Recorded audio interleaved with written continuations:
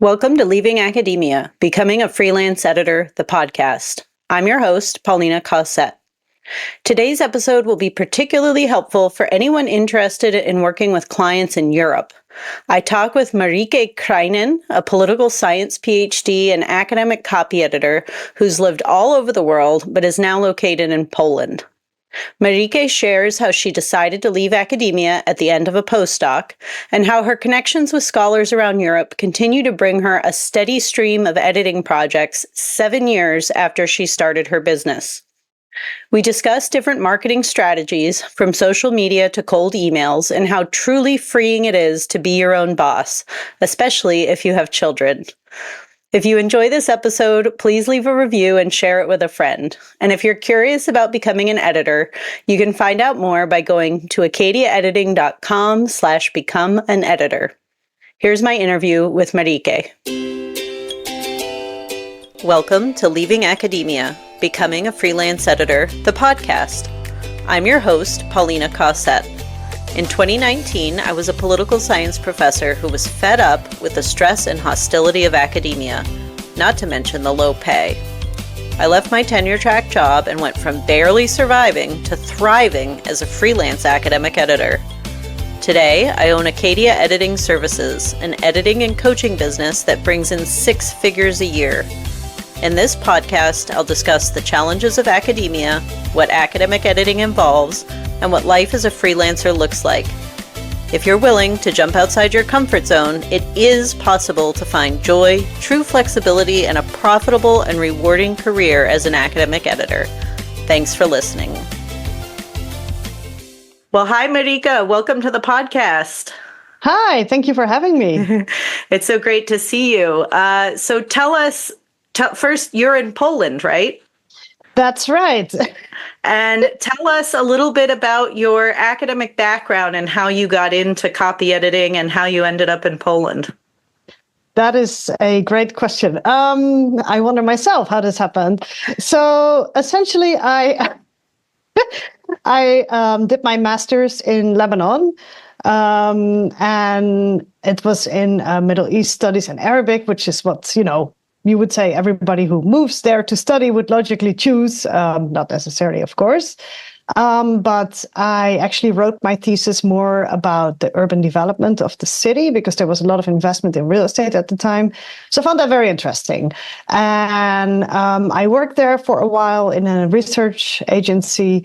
And then I was encouraged to apply for a PhD by my awesome master thesis supervisor, Mona Fawaz, professor at American University of Beirut. And I got into a PhD program in Belgium, and I continued researching financial flows into the city and the intertwinement between the real estate and the banking sector in Lebanon. So I got a PhD in that, and then I moved back. It was actually in political science. That's what is written on the paper, but a lot of it was about urban geography and things like that. Then I moved back to Beirut for a postdoc. And it was just a 1-year postdoc. And, during my PhD, I burnt out completely. There were a lot of other things involved in that, but definitely one of the things was that I just apparently was very unhappy doing the work. At the same time, I also loved it. So it was very tricky. Took a 5-month break or so, and then finally finished a PhD. The same thing started happening during the postdoc. So I started again burning out, and I said, you know what? This is just not going to work out, despite all the nice aspects of academia, I am not going to manage to work in this sector without burning out, simply said. So I decided to leave. And honestly, that was like one of the most liberating choices I've ever made, in my life, because I always felt like, yeah, but you have to do this. But you don't have to do anything. You need to, of course, be in the position to be able to make a change. But yeah, that is in short what happened. So my postdoc was ending. So it was kind of like a natural place to stop. All my grant applications were being rejected. I didn't get past many interview, blocks, or let's say, when they whittle it down to the last two, I would always end up in the last five or something, or second, or it was very frustrating. So there was nothing waiting for me anyway in terms of a job. I don't know what would have happened otherwise. I do know that when I had already made up my mind, I was invited for an interview for a postdoc that was very, very suitable and that seemed to be written for me, and I declined to even go. So that was a very clear sign that by that time I was ready to, to not do that. It was very scary, of course. You do think, what if I'm making a mistake? But I knew that I wasn't making a mistake, and I didn't make a mistake. I'm very sure about it. Yeah, that's what happened. I just started sort of telling people, like, I am going to edit some papers. Wasn't sure yet if that was what I was going to do, but I thought, oh, maybe this can tide me over.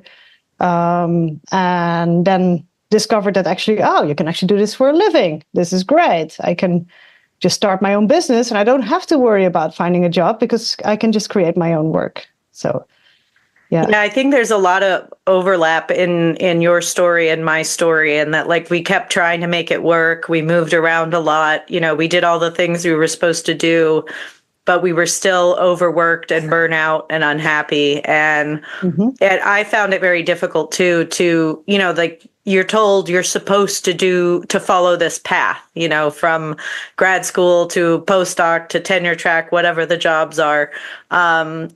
And you try your hardest to do it, but it doesn't make you happy. And yeah, so that's great that you were able to make that decision and then feel comfortable enough to turn down that other interview.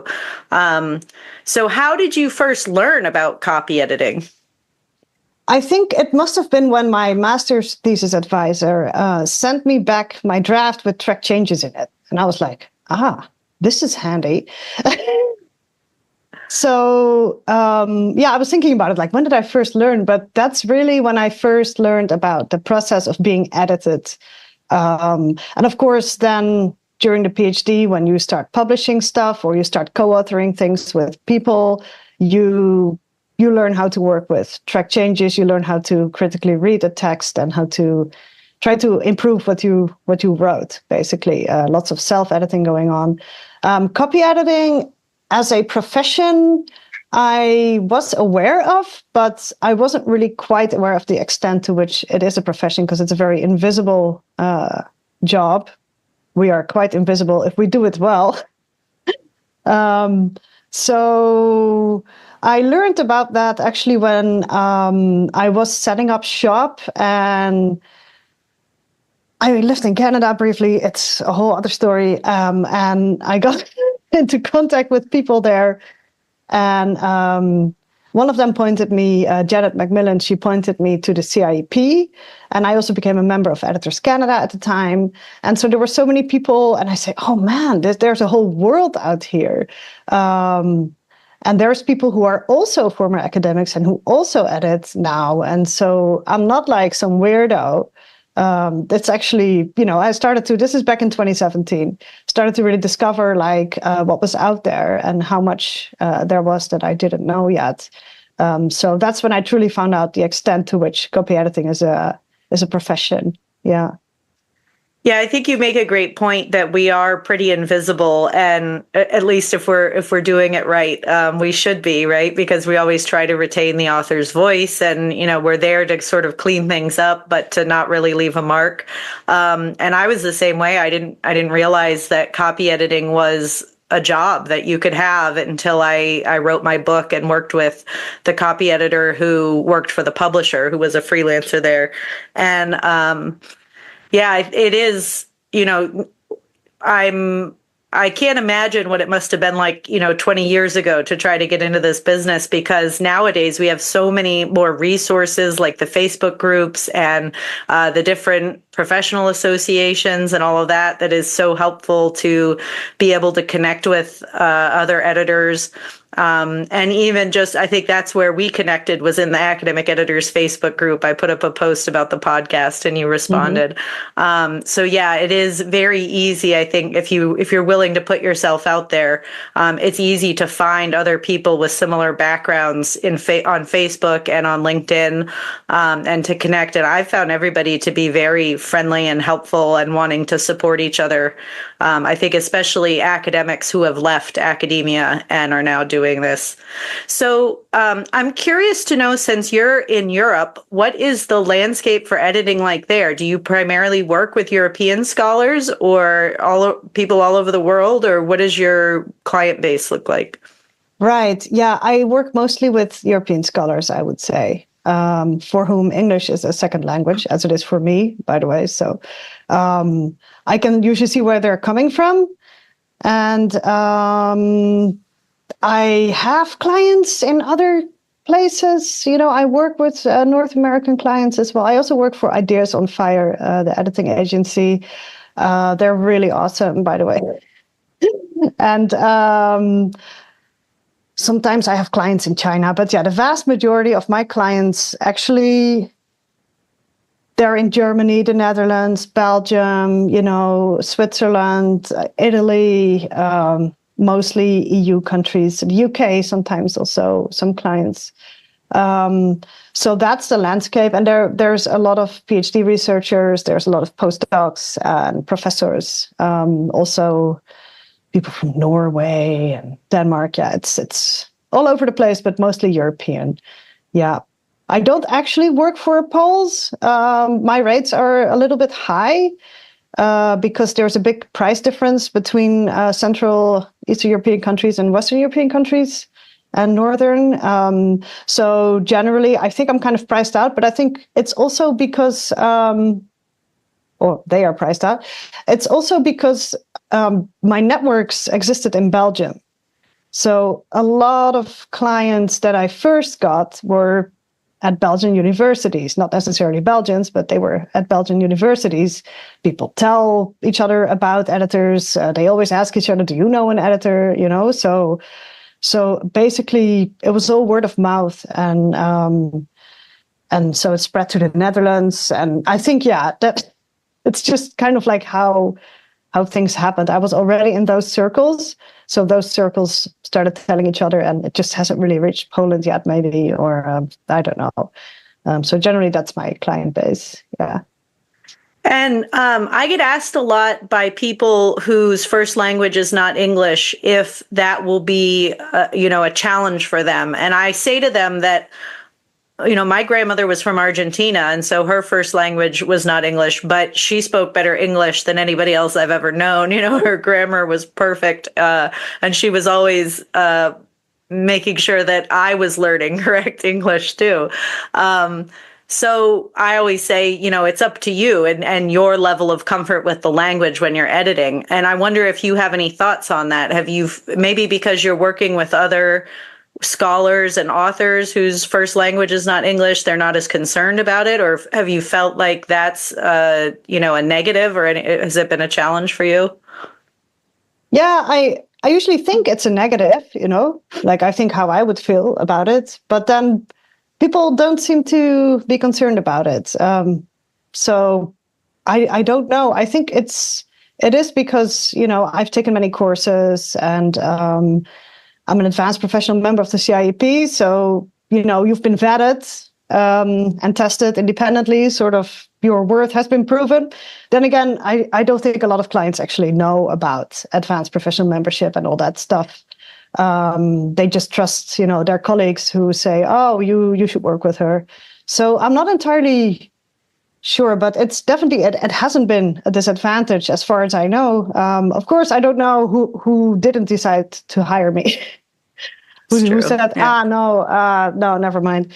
The whole native speaker thing is a thing for sure. The Dutch Editing Association that I'm a member of used to be called the Society of Native English Speakers in the Netherlands. So it was, it was like that. They changed it now. But I think if you, I watch a lot of TV, and so if you're very much in touch with English, and in the Netherlands, we grow up with English language media and everything. I think that helps a lot. So it's not just the formal aspects of it, but it's really also knowing how people speak and how things are said. And then, of course, if you read a lot, if you're a former academic, you must have read a lot in English. So you know the language.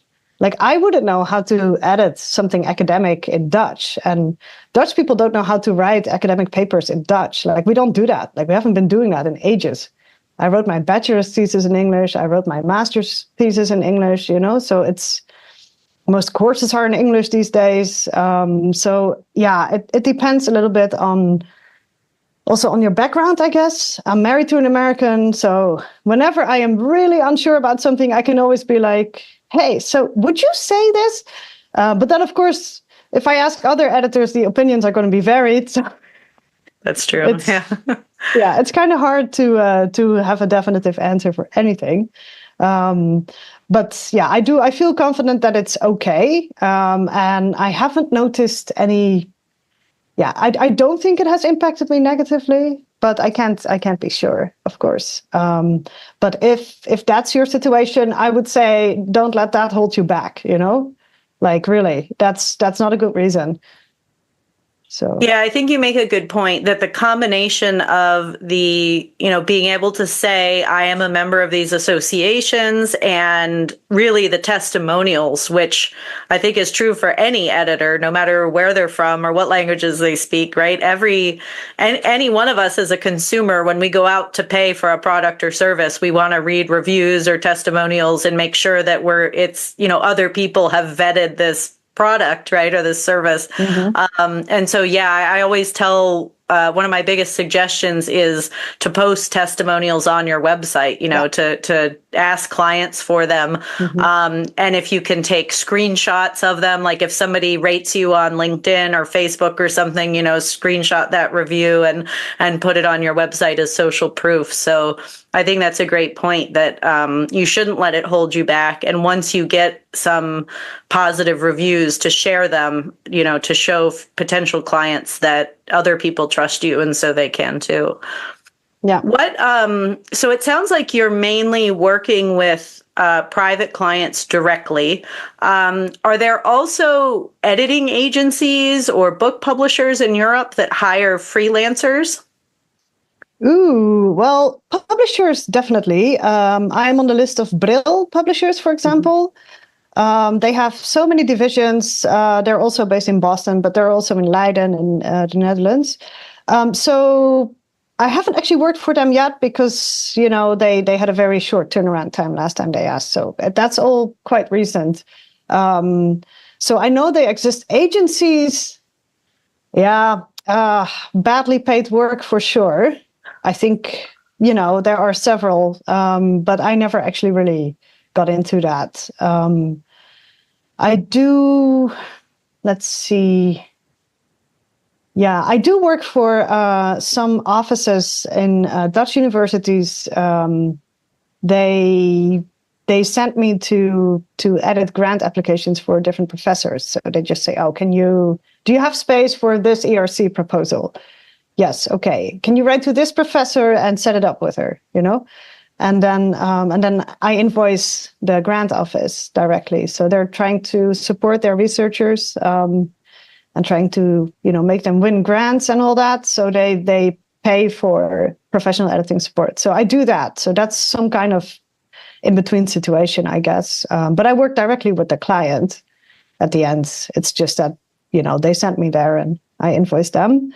Agencies. I think there is stuff like, I don't know if Scribendi is still European, but I've heard awful things about the rates, so I don't know. I don't know if I'm allowed to say that.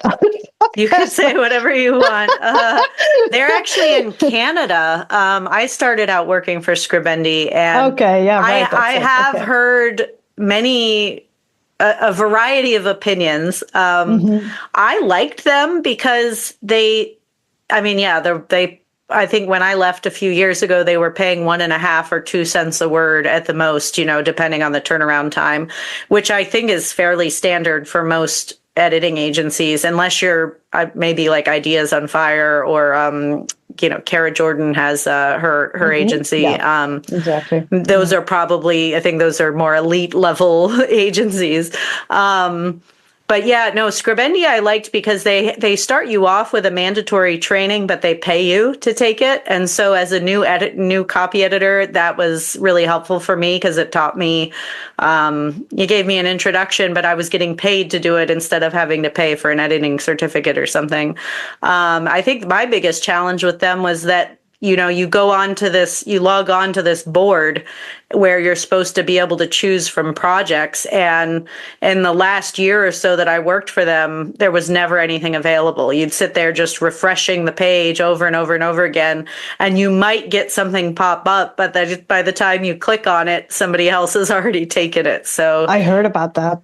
yeah, it became, not worth the time because who wants to sit staring at their computer screen just refreshing the page over and over again? But yeah, I think I in my program that I teach faculty how to become editors, I start them off by saying, apply to some different editing agencies and use that as like on the job training, instead of going and paying $6,000 for an editing certificate. You have all the skills you need. You know how, what scholarly research is supposed to sound like. You've done copy editing before, you've done developmental editing, you've just never called it that. It was always co-authorship or, supervising student research or something. You have all the skills you need. You just need to practice them in this new context. And so I suggest they start with the editing agencies as a way to kind of brush up and polish their skills, and then also build their network and trying to find clients. So you mentioned that you get a lot of word of mouth referrals, but do you do any other kinds of marketing? Honestly, not really. I did, I tried like posting on Facebook and Twitter at the time and all this stuff. I tried blogging. It was burning me out. I'm just not somebody who does that. I think, yeah, the word of mouth thing is very useful. I know that I probably should do more. But whenever there's like a dry spell, I do tend to send out lots of cold emails to university departments and publishers, academic publishers, and anything like that. And it does actually lead to something eventually. So it's never completely useless, but it's, of course, a lot of work. But I tend to do that whenever I don't have work and I say, oh, maybe I should up it a little bit. What I also do is just email former clients and say, hi, I have availability then and then. And then I just ask, like, if they have anything. And usually somebody goes like, oh, yeah, right. Yeah, I have this article that I was hoping to get out. And sometimes they just tell their colleagues. And, if I ask them to tell their colleagues, they may actually do that. And,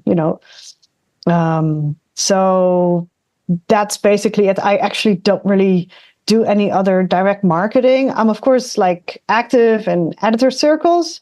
So a lot of work that I get is via others who don't have time to take it on. And I also pass on a lot of work that I can't take on. I ask them if they are available for it. My clients usually appreciate it if I can find someone for them instead of them having to continue to look. So it's a nice system, and we trust each other because we know each other.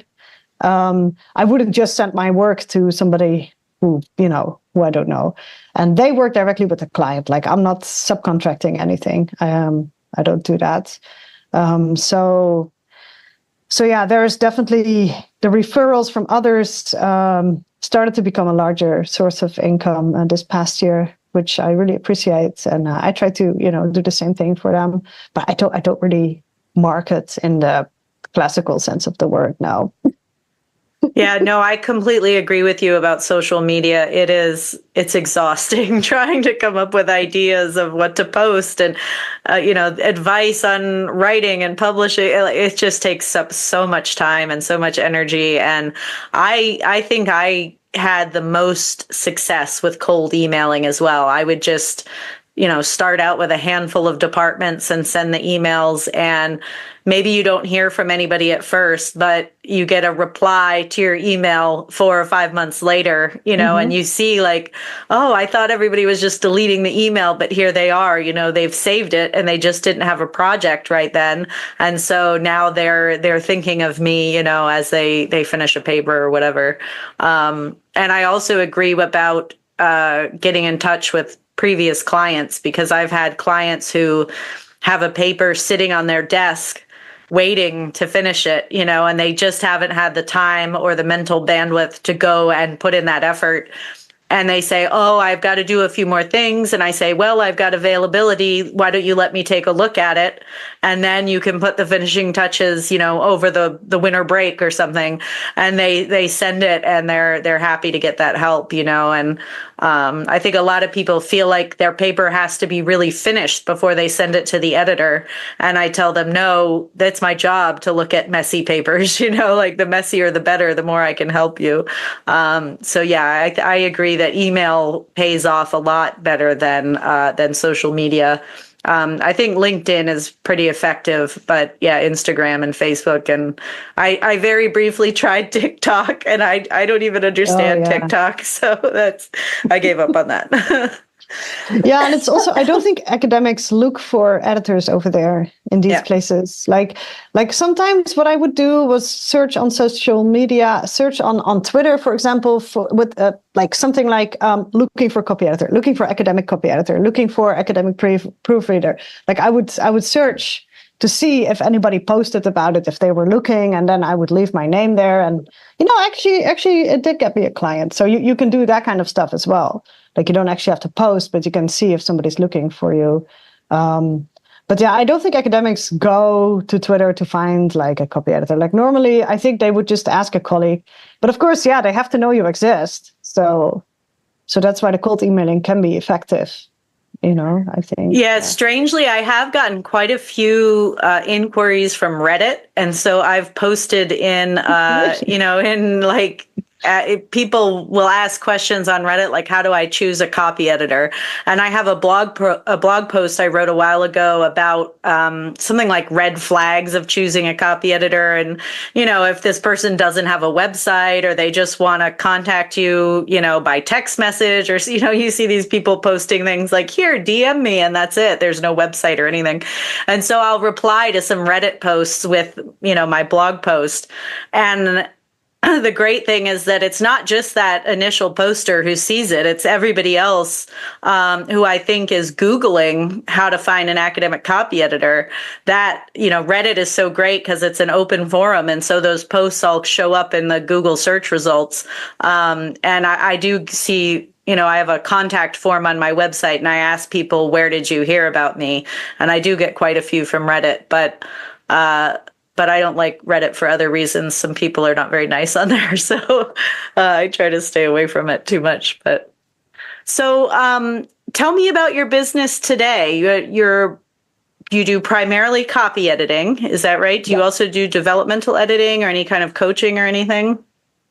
No, actually, I started out doing more and then narrowed down.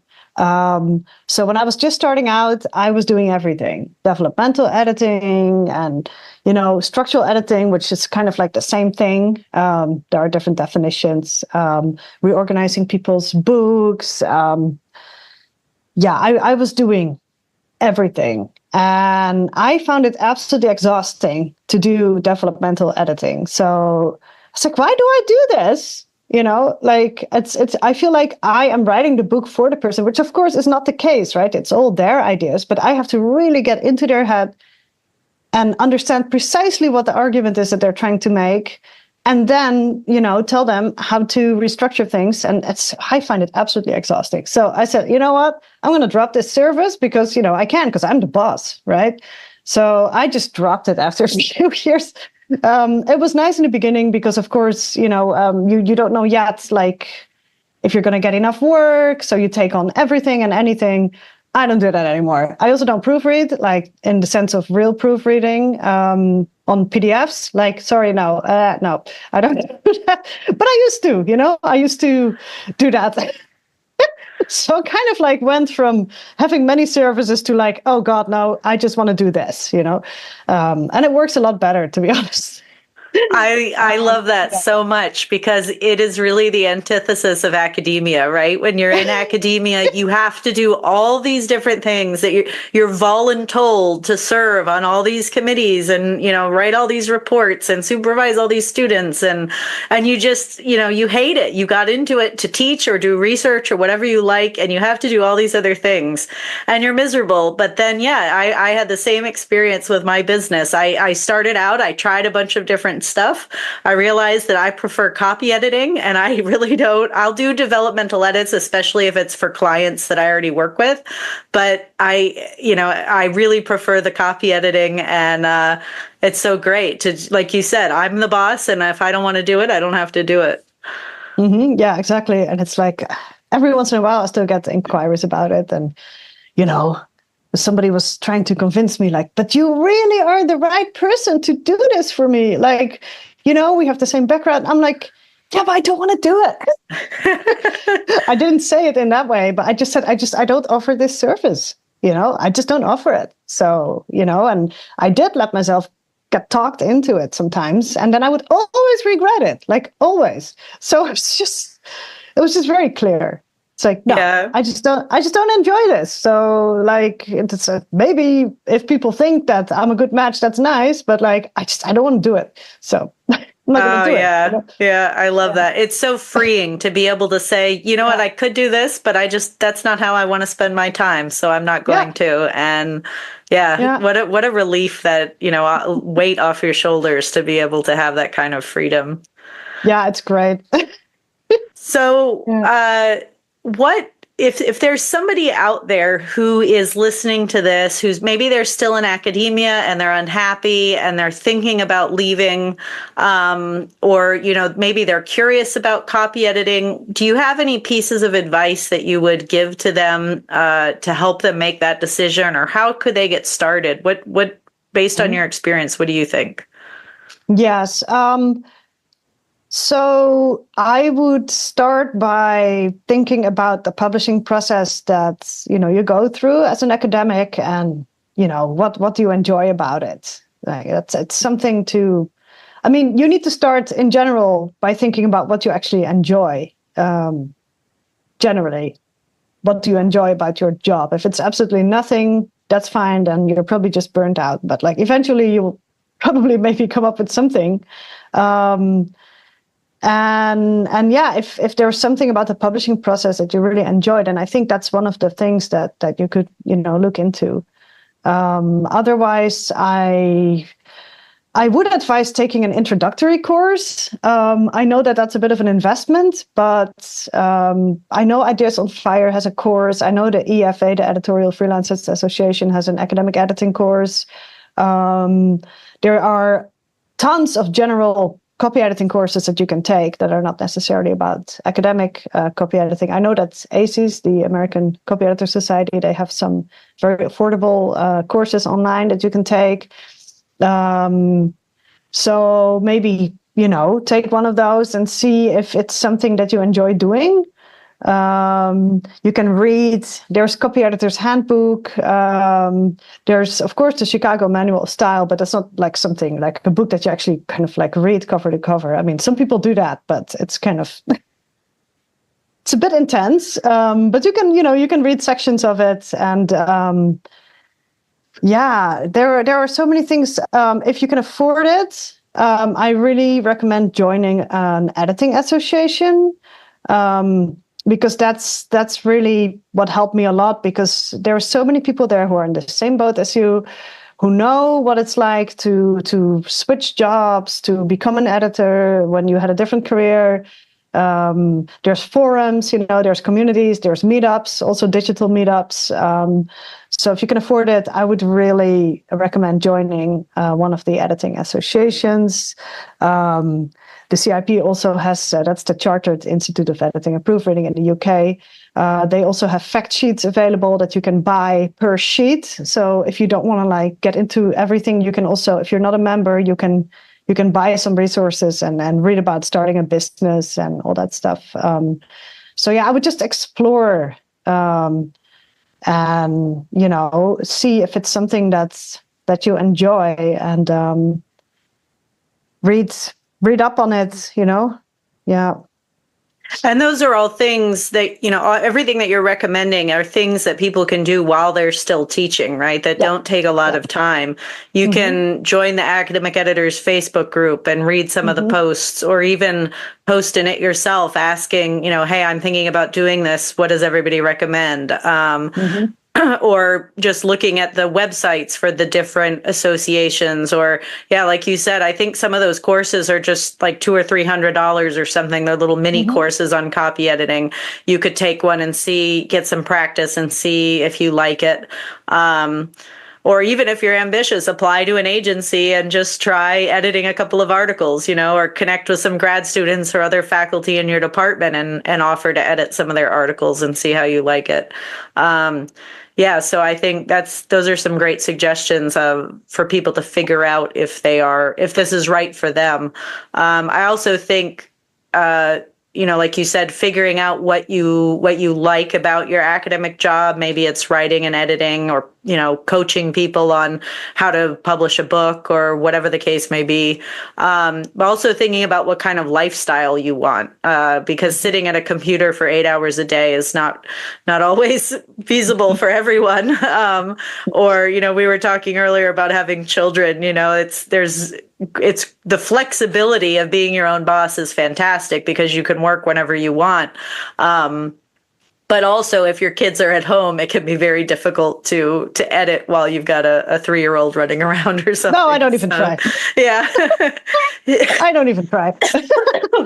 Yeah, daycare has been such a blessing. I'm grateful that we're able to send my daughter, and now that my son is in school, it's been a huge help. So yeah, it's free here in Poland. Daycare, it's free full-time daycare. Oh, that's amazing. I think we pay about $900 a month. In so many countries, it's like such an issue. It's one of the big advantages. So if everybody wants to move to Poland and keep me company, that'd be really great. We don't have that many academic editors here that I know of. So it would be really nice. And it's free daycare. We'll start we could start like a WeWork, an office or something where we all work together. Yeah, that'd be really nice. Yeah, I don't think we're going to be here for long, because fun fact, I'm married to an academic, so who is still very much in academia. So the moving around hasn't really ended. But yeah, there is, of course, so many advantages to having this kind of work, and especially now that we have a child, it's extremely handy to be able to just say, okay, I'll come and pick up the sick kid, and we'll figure something out. And especially if both parents have that flexibility, it's very nice. But it's also a disadvantage. You can't say, sorry, I'm in surgery, I'm doing surgery right now, so too bad. Yeah, I think being anybody who works from home or has that kind of flexibility, we sort of become the default parent who's always caring for the sick child. But yeah, my husband is in medical research. He works for a nonprofit research lab, and so has more of a 9-to-5 job. But with a boss, thankfully, who's very understanding. And so, if I have a deadline that I absolutely have to meet, he's able to take off work to come home and take care of the sick kids. So yeah. Yeah, we always try to take shifts. Like, you take half a day, you take half a day, and we have babysitters. We have some babysitters that we just call on, and see if they're available for a few hours. And, that helps. They are absolute lifesavers as well. They're just not always available because it's always unexpected, right? It's always like, there are days that you send your kid and you go like, oh, I know that they're getting sick, but maybe I can get one more day out of it. Yeah, if I could just finish this project before they get too sick to have to come home, then that'll be fine. Yeah, no, I totally understand that. Well, it's been so fun talking with you. If people would like to work with you, how can they get in touch with you? Oh, well, they can send me an email and they can look at my website. I can tell you right now, but it's probably not going to be very useful. It's www.mariekekrijnen.com. So I'll You're gonna have include it in the yeah. notes for the episode so that people Yeah. can find you. Yep. And I think you're That's how also they can find me. are you on LinkedIn very much? Yes. Okay. Not very much, but I'm there. Yeah, I keep an Okay. eye on it for sure. Yeah. Great. Well, thanks again for talking with me. It's been a lot of fun. Thank you so much for having me. If you're unhappy in academia and you think you might be a good editor or writing coach, check out my course, Becoming an Academic Editor. This digital course is paired with a 12-week group coaching program to support you through your decision to leave academia or not, and to start building a profitable and rewarding academic editing business. Learn more by going to acadiaediting.com/become an editor. Thanks again for listening. I'll see you next time.